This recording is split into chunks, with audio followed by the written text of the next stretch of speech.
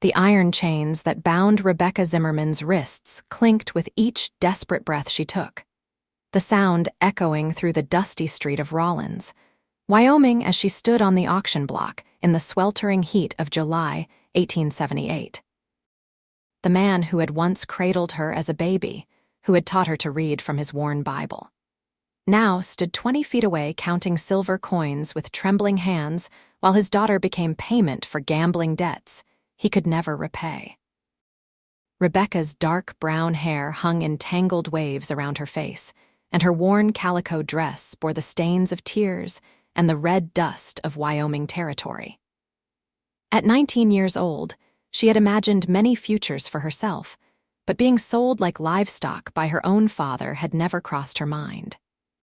The saloon owner who had won her father's IOU stood beside the auctioneer with a cruel smile, already planning what work he would extract from his new property. "Going once for $300, the auctioneer called, his voice gravelly from too many years of tobacco and whiskey. "This here is a strong girl, can cook, clean, and she can read and write too. Fine addition to any establishment." Rebecca wanted to scream, to run, to disappear into the endless prairie that stretched beyond the town limits. Instead, she stood frozen, watching her father refuse to meet her eyes. Thomas Zimmerman had been a decent man once, before her mother died of cholera 3 years back, before the bottle became his closest companion, before poker games at the Silver Dollar Saloon consumed what little money they had left. The crowd gathered in the street was sparse. Most decent folk had turned away, unable to watch such a shameful transaction. Those who remained were either curious or looking for their own bargain. The saloon owner, Marcus Thornton, adjusted his brocade vest and prepared to claim his prize. "300 going twice," the auctioneer continued. A horse's hooves clattered against the packed earth, and Rebecca looked up to see a rider approaching from the direction of the setting sun. The man sat tall in his saddle, his silhouette commanding attention even before his features became clear. He wore a dark brown Stetson that shadowed his face, and dust covered his leather chaps and worn boots. As he drew closer, Rebecca could see he was young, perhaps 25, with sun-bronzed skin and eyes the color of storm clouds. The rider dismounted with practiced ease, his spurs jingling as his boots hit the ground. He tied his horse to the hitching post and approached the platform with long, deliberate strides. Everything about his bearing suggested a man comfortable with himself, someone who had traveled far and faced down harder things than a corrupt town auction. "Hold on there," the stranger called out, his voice carrying authority despite its measured tone. "What is the nature of this sale?" The auctioneer squinted at the newcomer. "Private transaction, mister. The girl's father owes a debt and she is settling it, all legal and proper." "Legal perhaps, but not proper," the stranger replied, climbing the steps to stand level with Rebecca. Up close, she could see the hard line of his jaw and the way his eyes softened when they met hers. "What is your name?" "Rebecca," she whispered, her voice cracking. "Rebecca Zimmerman." "And do you consent to this sale, Miss Zimmerman?" The question hung in the air. No one had asked her that. No one had cared about her consent. Fresh tears spilled down her cheeks. "My father sold me for debts," she cried, the words breaking free like a dam bursting. "I have no say in this, I have nothing." The stranger turned to face the auctioneer and the gathering crowd, his hand resting casually on the revolver at his hip. "How much is the debt?" $300, Thornton interjected, stepping forward, "and I am about to claim what is mine." "She is not yours yet," the stranger said, his tone dropping to something dangerous. He reached into his vest pocket and pulled out a leather wallet. "I will pay $600, double the debt." A murmur rippled through the crowd. Thomas Zimmerman looked up sharply, hope and shame warring on his weathered face. Thornton's expression darkened. "You cannot just outbid the agreed price. We had an arrangement." "And now there is a new arrangement," the stranger said, counting out bills with steady hands. $600, American currency, to settle Thomas Zimmerman's debt in full with interest. Unless you want to bid higher, Thornton's face flushed red. Everyone knew he had only offered $300 because the girl came as collateral for the debt. He had no intention of paying actual money. "This is not how we do business in Rawlins." "Then maybe it is time Rawlins learned a better way," the stranger replied. He handed the money to the auctioneer. "Take it to the appropriate parties. The debt is paid in full." The auctioneer looked between Thornton and the stranger, then at the substantial sum in his hands. Money was money, and $600 was twice what had been offered. "Sold to the gentleman for $600. Thornton took a step forward, his hand moving toward his own weapon, but the stranger was faster. Not drawing his gun, but simply shifting his stance in a way that made clear he was more than ready for whatever came next. Years of living by quick reflexes showed in every muscle. "Walk away," the stranger advised quietly. "The girl is not worth dying over." For a long moment, Thornton considered his options, then he spat in the dirt and turned on his heel, shoving through the crowd. "This is not finished," he called over his shoulder. The stranger ignored him and pulled a knife from his belt. Rebecca flinched, but instead of advancing toward her, he reached for her chains. With 2 quick cuts, he severed the ropes binding her wrists to the iron cuffs. "You are free, Miss Zimmerman." Rebecca stared at him in disbelief. "I do not understand. You paid for me. I belong to you now." "You belong to yourself," he said, sheathing his knife. "I paid your father's debt so you would not be sold to that man, but you are not property. You are a human being, and you are free to go wherever you wish." The words did not make sense. Men did not spend $600 without expecting something in return. She had lived in this territory long enough to know that nothing came without a price. "Why would you do this?" The stranger removed his hat, revealing sandy brown hair that curled slightly at the ends. His face was handsome in a rugged way, with sun lines around his eyes that suggested he smiled often, though he was not smiling now. "My name is Samuel Zane. My mother was sold to pay a debt when I was a boy. I could not save her then, but I can save you now." Rebecca's legs suddenly felt weak and she swayed on the platform. Samuel reached out to steady her, his grip gentle but firm on her elbow. "Easy there. When did you last eat?" She could not remember. Yesterday, the day before. Time had blurred since her father had told her what he had done, since she had realized she was to be sold like a horse or a piece of furniture. "I am not sure." Samuel guided her down the platform steps, keeping one hand protectively at her back. The crowd was dispersing now that the excitement was over. Her father had vanished, presumably to wherever men went when they could not face their own shame. She felt nothing looking for him, no love, no anger, just a vast emptiness where family should have been. "Come on," Samuel said. "Let us get you some food and figure out what comes next." He led her across the street to the restaurant adjacent to the railway station. The smell of cooking meat and fresh bread made Rebecca's stomach clench with hunger. Samuel pulled out a chair for her at a corner table, then sat across from her, positioning himself so he could see the door. Old habits, she supposed, from a life lived on the move. The waitress, a plump woman with kind eyes, approached with a coffee pot. "What can I get you folks?" "Bring us 2 of whatever you have hot," Samuel said. "And plenty of it." Within minutes, plates of beef stew, cornbread, and boiled potatoes appeared before them. Rebecca tried to eat slowly, to maintain some dignity, but hunger won out. She barely tasted the first few bites, shoveling food into her mouth with single-minded focus. Samuel ate quietly, not watching her but not ignoring her either, giving her the space to satisfy her hunger without judgment. When she finally slowed down, Rebecca became aware of the tears still drying on her cheeks, the dirt under her fingernails, the way her hair must look after days without proper washing. She set down her spoon and tried to compose herself. "Thank you for the food." "You are welcome," Samuel replied. He poured her a cup of coffee from the pot the waitress had left. "Drink this. It will help." Rebecca wrapped her hands around the warm cup, letting the heat seep into her palms. "What happened to your mother?" Samuel's jaw tightened almost imperceptibly. She died in a brothel in Denver when I was 12. The man who bought her debt worked her until she had nothing left. I have spent every day since making sure I never feel that powerless again." "I am sorry," Rebecca whispered. "So am I," Samuel said, "but I learned something from it. Money is just paper and metal. The only thing that matters is what you do with it. Today, it bought your freedom. That makes it worthwhile." Rebecca studied him across the table. Samuel Zane did not look like a rich man. His clothes were well-worn, his boots scuffed from hard travel. The revolver at his hip was clean but old. "You said I can go wherever I wish, but I have nowhere to go. No money, no prospects, no family that wants me."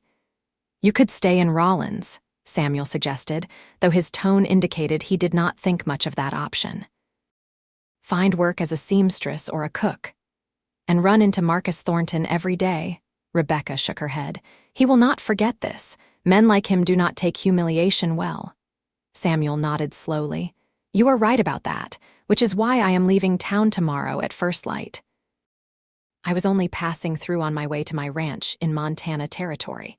You are welcome to ride with me that far, if you want. I can drop you in any town along the way where you might want to settle." Montana. Rebecca had never been further than 50 miles from Rawlins in her entire life. The thought of traveling across territories, seeing new places, was both terrifying and thrilling. "What is in Montana?" 500 acres near a town called Bannack," Samuel said, and for the first time, she saw genuine warmth in his expression. "Good grazing land, a creek that runs year-round, and mountains that touch the sky. I bought it 2 years ago with money I saved from working cattle drives. Been building it up slowly, running cattle, breaking horses. It is not much yet, but it will be." "That sounds beautiful," Rebecca said softly. "It is," Samuel agreed. "Peaceful, quiet. A man can think clearly there, away from towns like this where people sell their own daughters." The bitterness in his voice matched something inside Rebecca. She had thought her father loved her, but love did not gamble away what it cherished. Love did not trade flesh and blood for a clean slate at the card table. "If I went with you, what would you expect in return?" Samuel met her eyes directly. "Nothing you do not wish to give. You would have your own space, your own privacy. When we reach Montana, you could stay on the ranch and work if you wanted, as a paid employee. Or I could give you enough money to start fresh somewhere else. Your choice, Miss Zimmerman, always your choice." The sincerity in his voice was unmistakable. Rebecca had been around enough liars and cheats in the past few years to recognize truth when she heard it. Samuel Zane meant what he said, as impossible as that seemed. "Why are you being so kind to me?" "Because someone should have been kind to my mother," Samuel said simply. "Because doing the right thing should not be rare. Because you deserve better than what this town tried to give you." Rebecca felt more tears threatening, but these were different from the ones she had cried on the auction block. These came from something breaking open inside her chest, some tight knot of fear and despair loosening its grip. "I would like to go with you to Montana, if the offer is sincere." "It is," Samuel confirmed. He stood and left money on the table for the meal, more than enough to cover the cost. "We should get you settled for the night. There is a boarding house 2 streets over run by a widow named Mrs. Henderson. She is respectable and fair. I will get you a room there." "I have no belongings to collect," Rebecca said, rising to follow him. Everything she owned had been at her father's cabin, and she had no desire to return there. "We will get you what you need," Samuel said. "Clothes, supplies for the journey. Consider it an investment in a traveling companion." They walked through the darkening streets of Rawlins, past the saloon where her father had lost everything, past the general store where she used to shop with her mother, past the church where no one had intervened when word spread about the auction. Rebecca realized she felt no nostalgia for this place, no sadness at leaving. Rawlins held only pain now. Mrs. Henderson's boarding house was a tidy 2-story building with yellow curtains in the windows and a well-swept porch. Samuel knocked, and a woman in her 50s answered, her gray hair pinned in a neat bun. "Samuel Zane, is that you? I heard you were passing through town." "Evening, Mrs. Henderson," Samuel said, removing his hat. "I need a room for Miss Zimmerman here. Best you have for the night, Mrs." Henderson looked at Rebecca with assessing but not unkind eyes. "You are Thomas Zimmerman's girl, are not you?" Rebecca lifted her chin. I am my own woman now." Something shifted in Mrs. Henderson's expression, a flash of approval. "Good for you, child. Come in, both of you. I have a room with a real feather bed and a wash basin. You can have a bath if you like." "That would be wonderful," Rebecca admitted. Mrs. Henderson led them upstairs to a cozy room with flowered wallpaper and a large bed covered in a handmade quilt. "I will have my girl bring up hot water. You need anything else, you just call down." Samuel paid for the room and added extra for the bath. "I will be at the hotel across the street," he told Rebecca. "We leave at dawn. Can you be ready?" "I will be ready," Rebecca promised. After Samuel left, Rebecca stood alone in the quiet room. Mrs. Henderson's girl brought up a copper tub and bucket after bucket of steaming water. When Rebecca finally sank into the bath, she scrubbed away more than just dirt and dust. She scrubbed away the humiliation of standing on that platform, the feeling of being worthless, the chains that had bound her wrists. The water turned gray, but she felt cleaner than she had in years. She washed her hair 3 times with the lavender-scented soap Mrs. Henderson provided, working out all the tangles and knots. When she finally emerged from the bath and dried off with rough towels, she caught sight of herself in the small mirror above the washstand. Her face was thinner than she remembered, her eyes shadowed by exhaustion, but there was something else there too, a spark of defiance, a glimmer of hope. Mrs. Henderson knocked softly and entered with a bundle of clothes. "These belonged to my daughter before she married and moved to Cheyenne. You are about her size. Take them with my blessing." "I cannot possibly," Rebecca started, but Mrs. Henderson waved away her protests. "You can and you will. Consider it payment for all the times your mother helped me when I was ill. Sarah Zimmerman was a good woman. She would want someone to help her daughter now." The mention of her mother brought a lump to Rebecca's throat. "Thank you." After Mrs. Henderson left, Rebecca examined the clothes.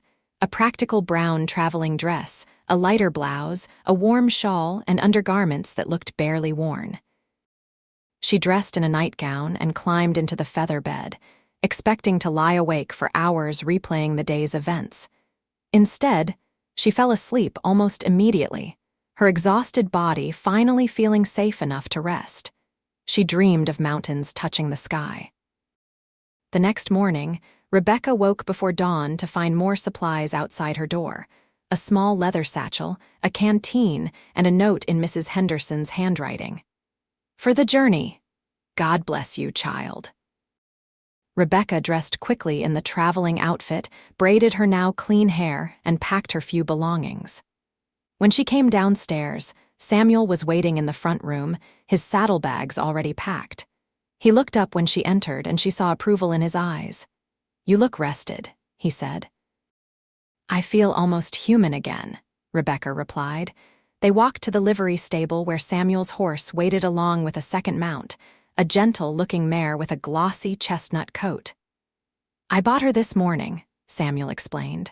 "Figured you would need your own horse for the journey. Her name is Rosie, according to the stable master. 12 years old, steady temperament, knows the trails." Rebecca approached the mare slowly, letting Rosie smell her hand before stroking her neck. "She is beautiful." "She is yours," Samuel said. "When we reach Montana, I mean. Part of your wages if you decide to stay and work." "You keep giving me things," Rebecca said, turning to face him. "I do not know how I will ever repay you." "You do not owe me anything," Samuel insisted. He checked the saddle straps on both horses. "Can you ride?" "My father taught me when I was young," Rebecca said, "before everything went wrong." "Good. It is a long way to Montana, and we will be in the saddle most of each day. We will take it in stages, stop in towns along the way for supplies and rest. Should take about 3 weeks, maybe 4 depending on weather and conditions." Samuel helped Rebecca mount Rosie, and she settled into the saddle with more confidence than she expected. The mare stood patiently, not skittish or nervous. They rode out of Rawlins as the sun broke over the eastern horizon, painting the sky in shades of orange and pink. Rebecca did not look back. The first days of travel established a rhythm. They rode from dawn until mid-afternoon, covering 20 to 30 miles each day, then made camp or stopped in small towns for the night. Samuel was a patient teacher, showing Rebecca how to properly care for her horse, how to set up a camp, how to read the land for water and shelter. He talked while they rode, not filling silence out of nervousness, but sharing information about the country they passed through. He pointed out landmarks, identified plants, explained how to track animals by their signs. Rebecca absorbed it all, hungry for knowledge, for skills that would make her less dependent on others. "You are a quick learner," Samuel observed on their fourth day out, after Rebecca successfully started a campfire on her first try. "I have a good teacher," she replied, smiling at him over the flames. Something warm flickered in Samuel's eyes before he turned to tend the coffee pot.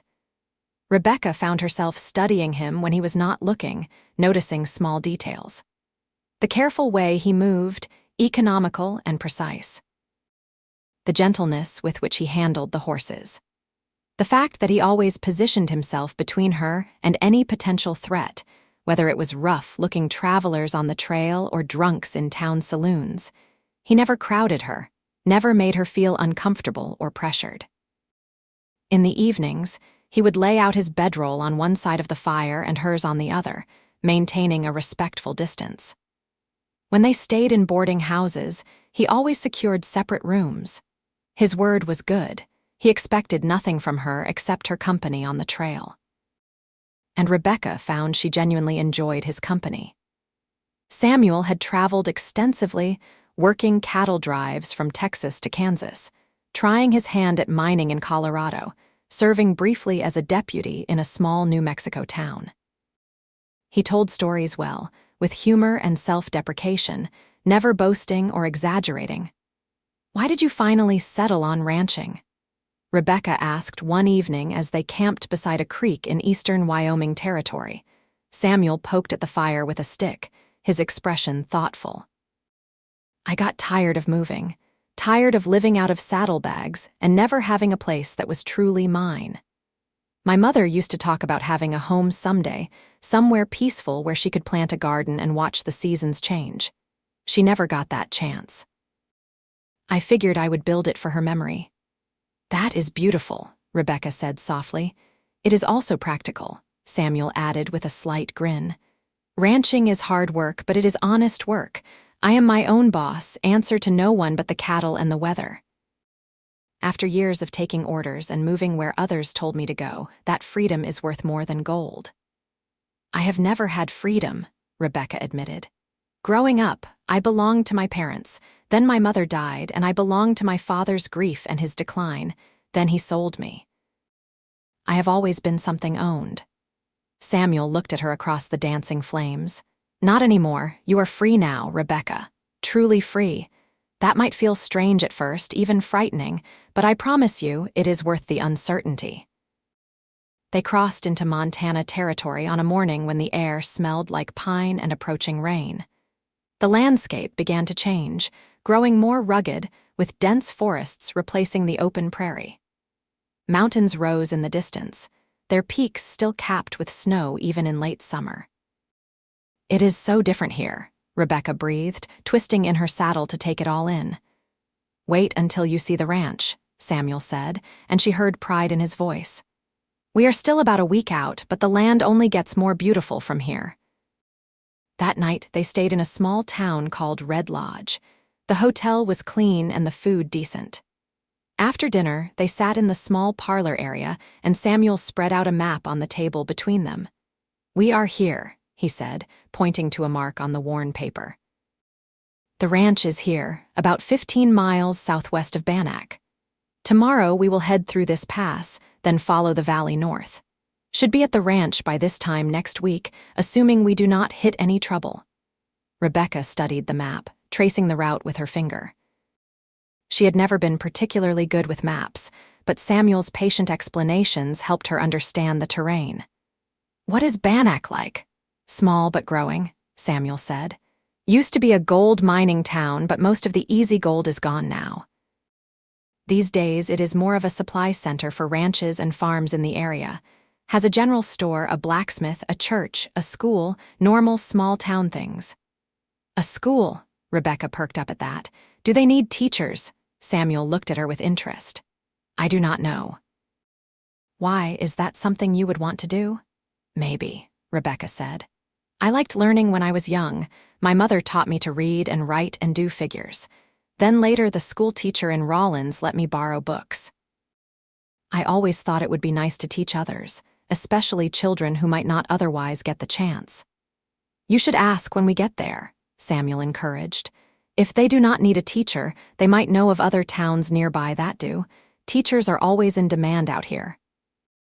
The conversation stayed with Rebecca as they continued their journey. The possibility of having a real profession, something respectable and meaningful, felt like a gift she had not dared to hope for. She began to imagine a future that did not involve serving tables or taking in laundry, a future where she could make a real difference. As they traveled, Rebecca noticed Samuel watching her more often. Not in a way that made her uncomfortable, but with a kind of soft attention that made her heart beat faster. She found herself watching him too, noticing the way sunlight caught in his hair, the strength in his hands, the kindness in his eyes. They were careful around each other, polite and proper, but something was building between them. An awareness. A possibility. On their 17th day of travel, they encountered their first real trouble. They had stopped to water the horses at a stream when 3 men emerged from the tree line. Rough-looking characters with hard eyes and visible weapons. "Nice horses," one of them said, his gaze sliding from the animals to Rebecca. "Nice traveling companion, too." Samuel moved so he was between Rebecca and the men, his hand resting on his revolver. "We are just passing through." "No need for trouble." "No trouble," the man agreed, his smile not reaching his eyes. "Just thinking those horses look mighty fine and you look mighty outnumbered." The other 2 men spread out, flanking them. Rebecca's heart hammered in her chest. She had seen violence before, had watched men settle disputes with fists and guns in Rawlins, but this felt different, more predatory. "I have $50 in my saddlebag," Samuel said calmly. "You can have it. Just leave us the horses and go your way." The men laughed. $50. "For 2 horses and whatever else you got." "I do not think so, friend." What happened next occurred so quickly Rebecca barely tracked it. Samuel's hand moved like lightning, drawing his revolver and firing in one smooth motion. The bullet kicked up dirt between the lead man's feet, close enough to be a clear warning. Before the other 2 could react, Samuel had his gun trained on them.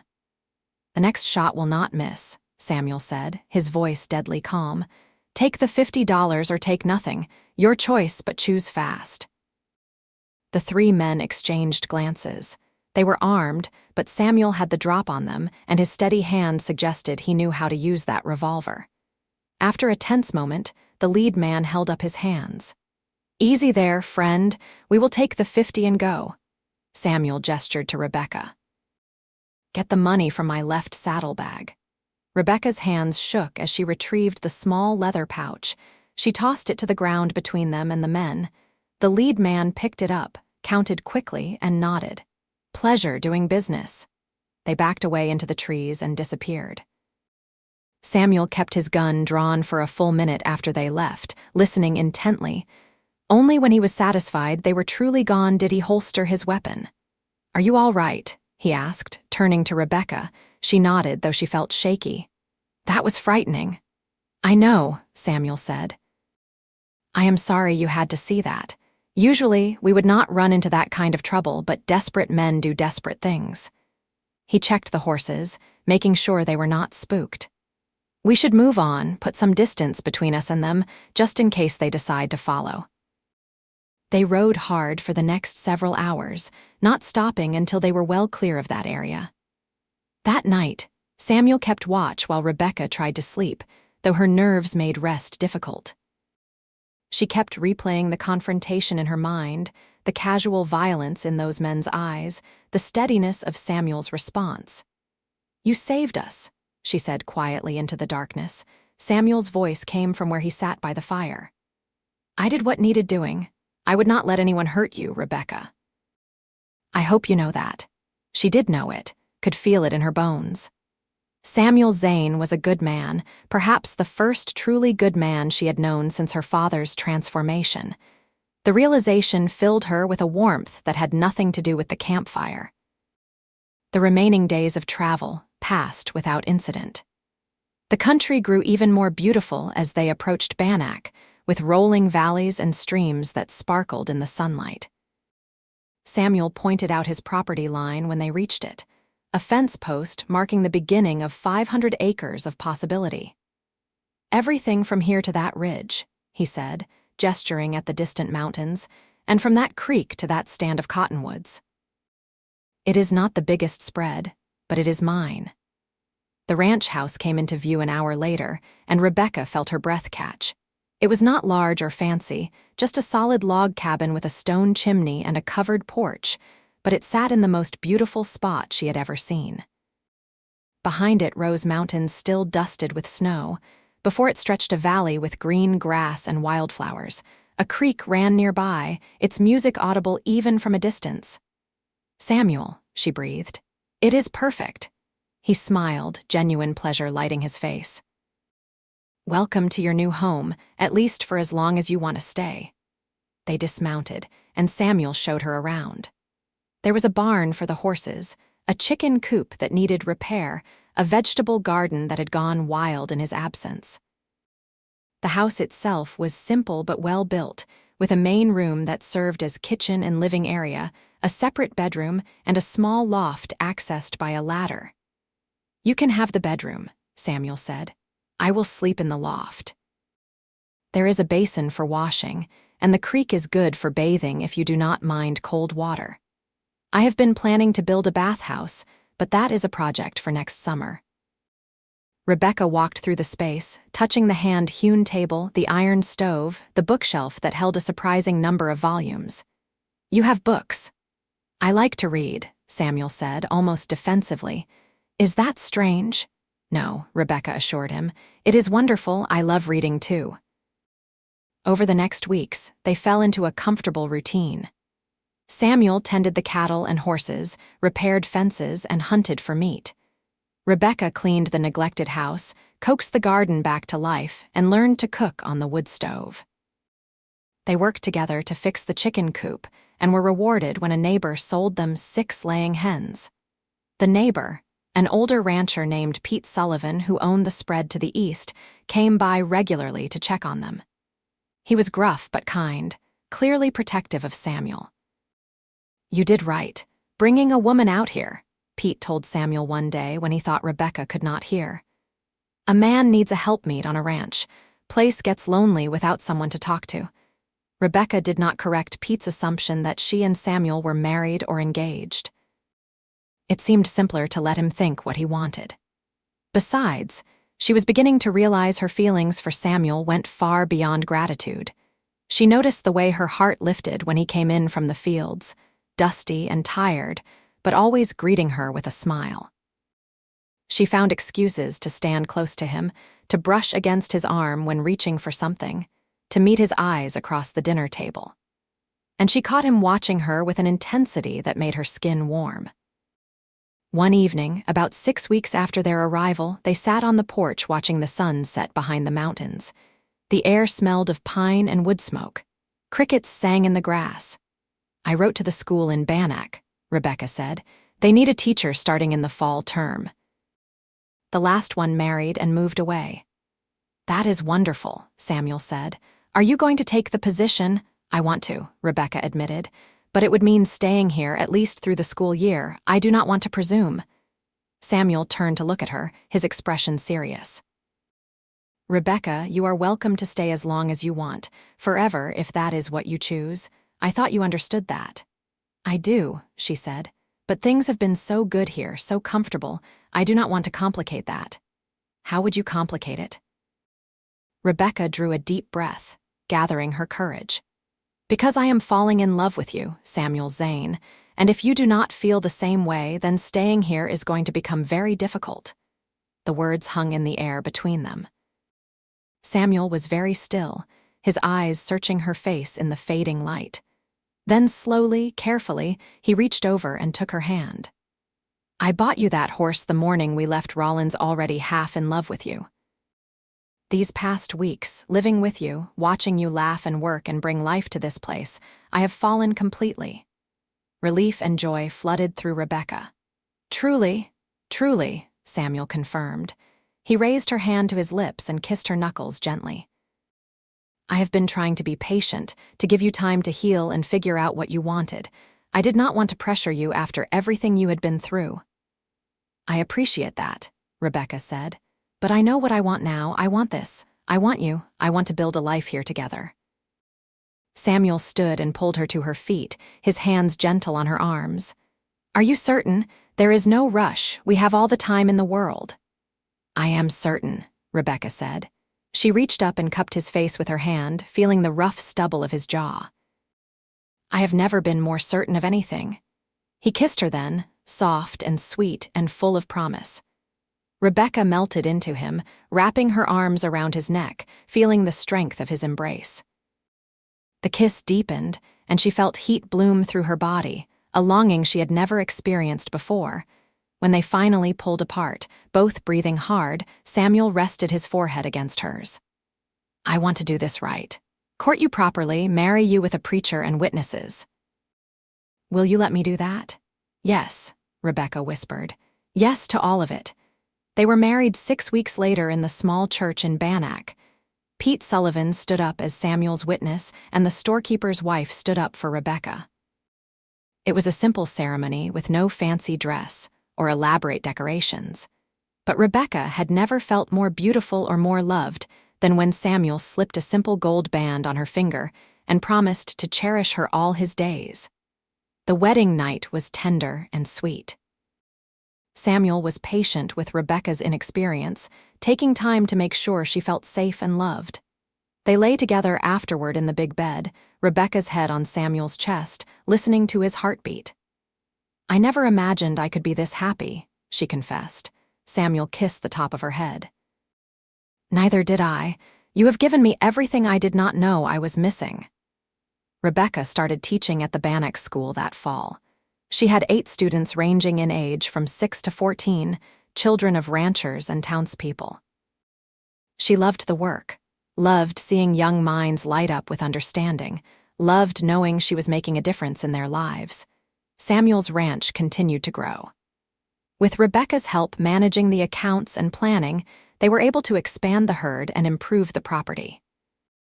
They built that bathhouse Samuel had mentioned, added a proper smokehouse, and enlarged the barn. Pete Sullivan became a regular presence, often joining them for Sunday dinners and entertaining them with stories of the old mining days.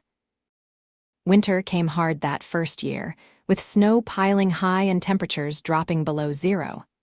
But the house was tight and well built, the pantry well stocked.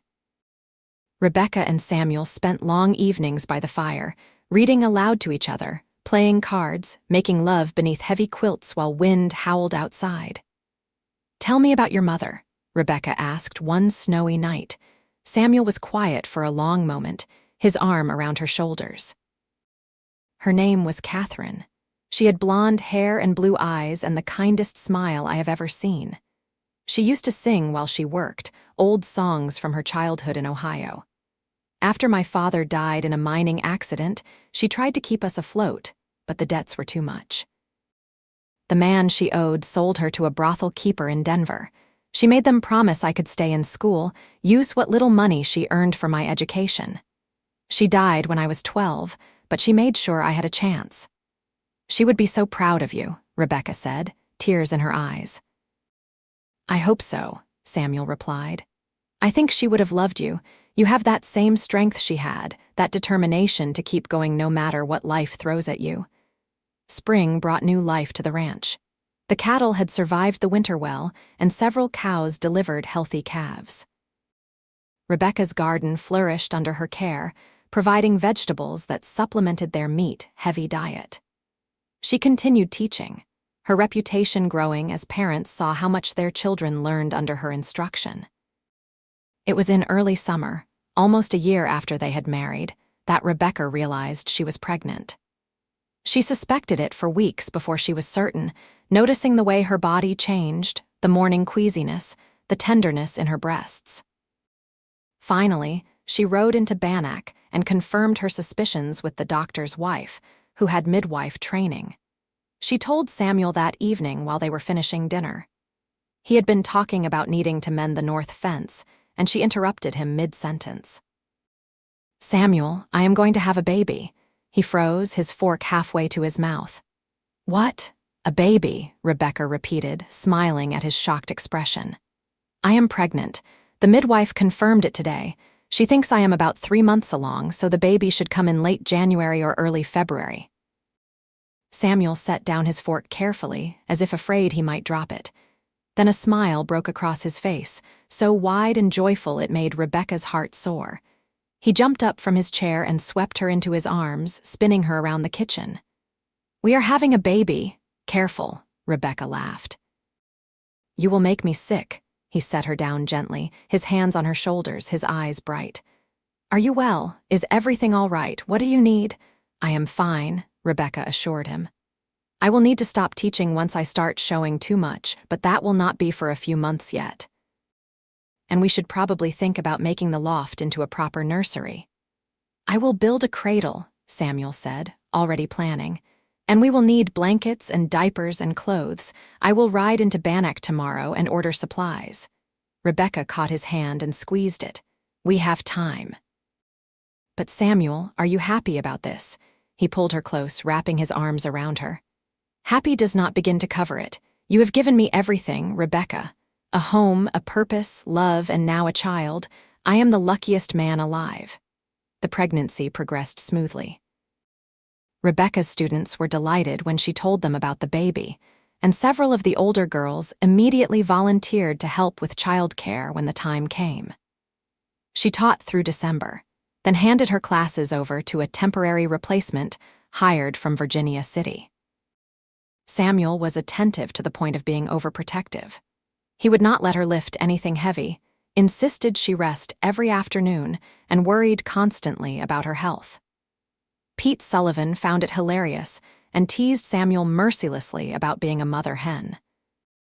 "Let the woman breathe, boy," Pete advised. "She is having a baby, not dying of consumption." But Rebecca did not mind Samuel's hovering. It was sweet to be so cherished, to know that someone cared so deeply about her well-being.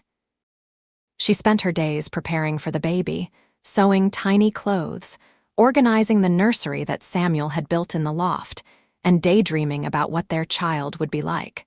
The baby came on a cold February night during a snowstorm.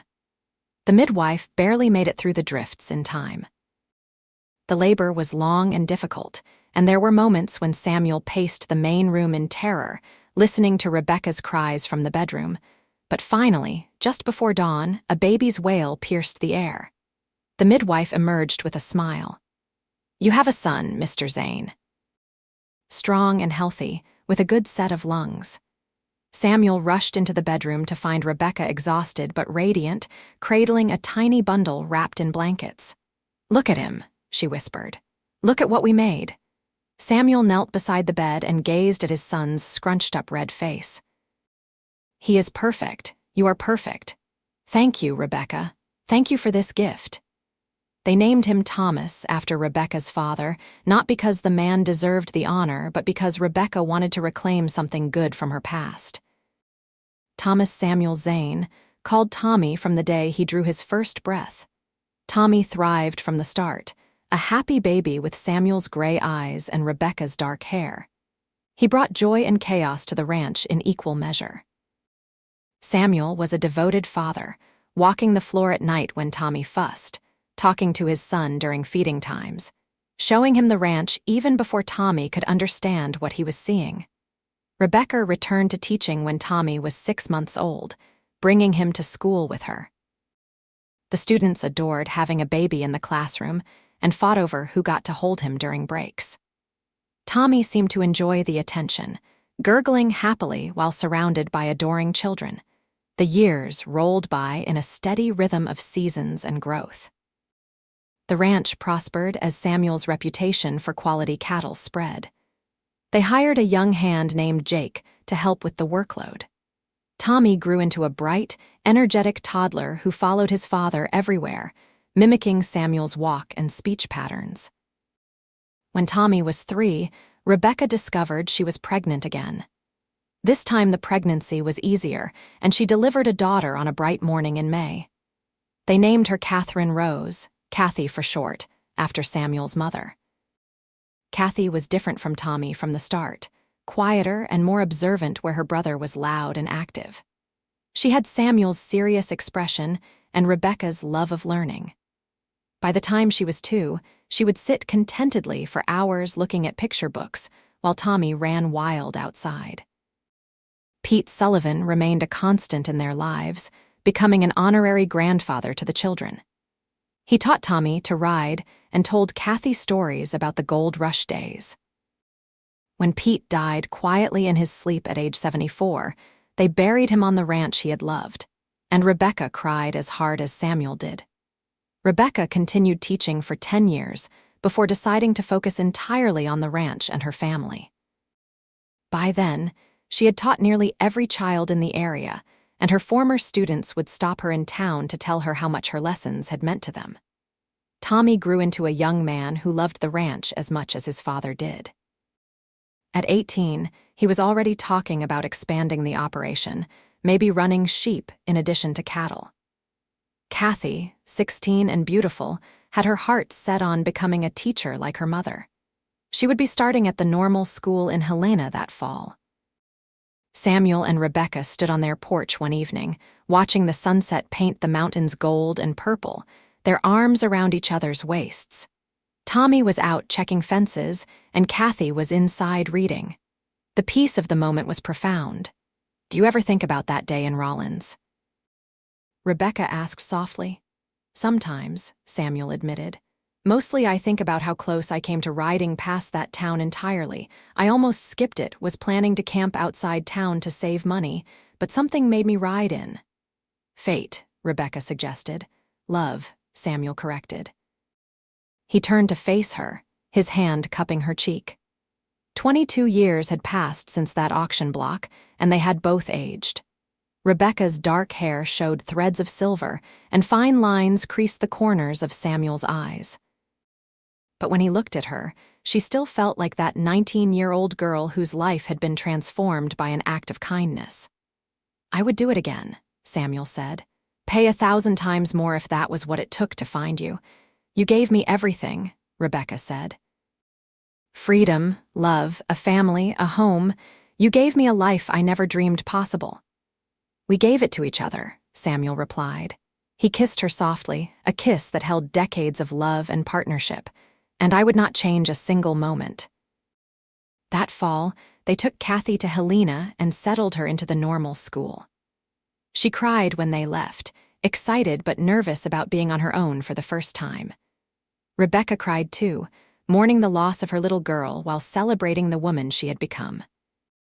On the ride back to the ranch, Tommy drove the wagon while Rebecca sat close to Samuel, her head on his shoulder. The landscape passed by, familiar and beloved after so many years. They were heading home, to the place they had built together, the life they had created from nothing but hope and determination. "Ma," Tommy said from the driver's seat, "tell me again about how you and Pa met." Rebecca smiled and began the story she had told countless times, the auction block. The chains, the desperation. Then Samuel, appearing like something out of a legend, paying double and setting her free. It had become family mythology, the story that defined them. But as she talked, holding Samuel's hand, Rebecca realized the real story was not about that single dramatic day. The real story was in all the days that followed, the quiet mornings making breakfast together, the evenings reading by firelight, the challenges overcome and the joys celebrated, the way they had built a life from nothing, brick by brick, day by day, choice by choice. The real story was love, in all its ordinary and extraordinary moments. More years passed. Tommy married a rancher's daughter from Dillon and brought her to live on the ranch. He and Samuel worked side by side, expanding the operation until it was one of the most successful in the territory. They built a second house on the property for Tommy and his wife, close enough for family dinners, but far enough for privacy. Kathy became a teacher, just as she had planned. She taught in Helena for 3 years before falling in love with a lawyer and moving to Missoula. She visited the ranch often, bringing her husband and eventually her own children. Samuel and Rebecca became grandparents, then grandparents several times over. Their house filled with the sound of young voices during visits. Rebecca taught the grandchildren to read, just as she had taught their parents. Samuel took them riding and told them stories about the old days, when Montana was still a territory and life was harder but somehow simpler. On their 30th anniversary, Samuel surprised Rebecca with a trip to Rawlins. She had not been back since the day they left, had no desire to revisit that painful past. But Samuel insisted it would be good to see how far they had come. The town had changed. Some buildings were different, some faces were new. The saloon where Marcus Thornton had planned to claim her was under different ownership. Mrs. Henderson's boarding house still stood, though Mrs. Henderson herself had passed years before. They stood in the street where the auction block had been. It was gone now, torn down years ago. In its place stood a small park with benches and flowers. "This is where it all started," Rebecca said softly. "No," Samuel corrected. "This is where your old life ended. Our life started the moment we rode out of town together." They did not stay long in Rawlins. There was nothing there for them but ghosts. Their real life was back in Montana, in the house they had built, with the family they had created. As they grew older, Samuel and Rebecca spent more time on the porch, less time working the ranch. Tommy and his sons took over most of the daily operations.